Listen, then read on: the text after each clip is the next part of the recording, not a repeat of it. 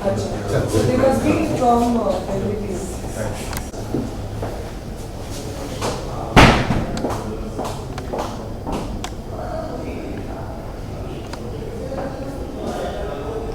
मेरे फोन से भी एक स्टोरी ले दो। चलेंगे।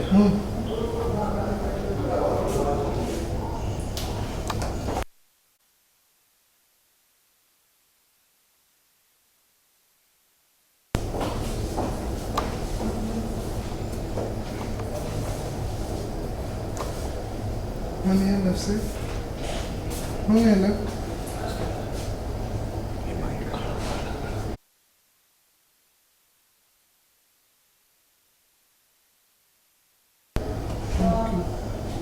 थैंक यू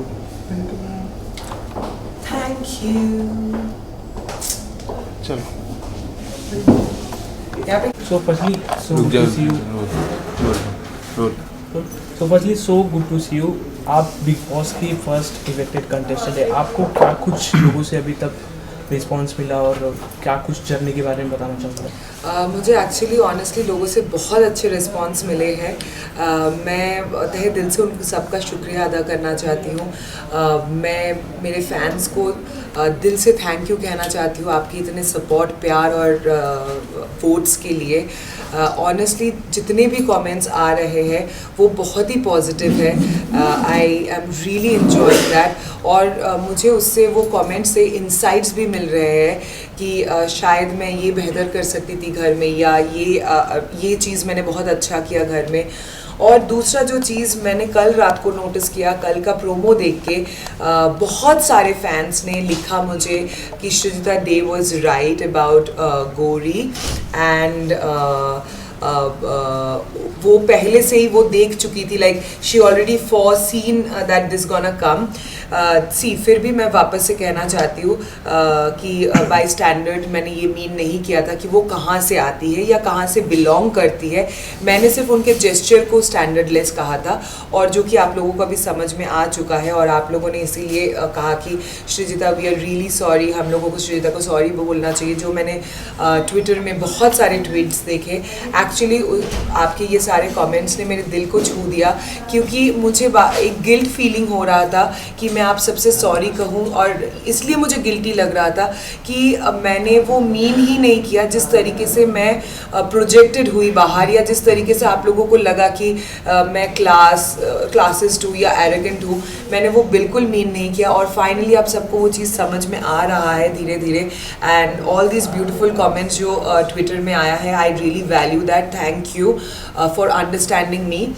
और या श्रीजिता, जिस तरीके से आपने कहा कि लाइक गौरी का जो portion which she was doing again and again जो नहीं दिखाया गया, वेल अभी लोगों को मालूम पड़ रहा है, तो वो कुछ सच्चाई सामने आ रही है, राइट? क्योंकि वो कंटिन्यू कर रही है और डिफरेंट जेस्चर्स कर रही है। कल का जो प्रोमो आउट हुआ है वहाँ पे भी वो कॉन्स्टेंटली कर रही है, और फिर कोई उसको पकड़ के रखा है और वो पैर उठा के किसी को लात मारने की कोशिश कर रही है, आई थिंक लाइक किक करने की कोशिश कर रही है। एंड ऑनेस्टली वही मेरे फैंस के ऊपर और मेरे ऑडियंस के ऊपर जो बिग बॉस देखते हैं उनके ऊपर पूरा भरोसा था कि they will understand the truth and like my genuineness at one point.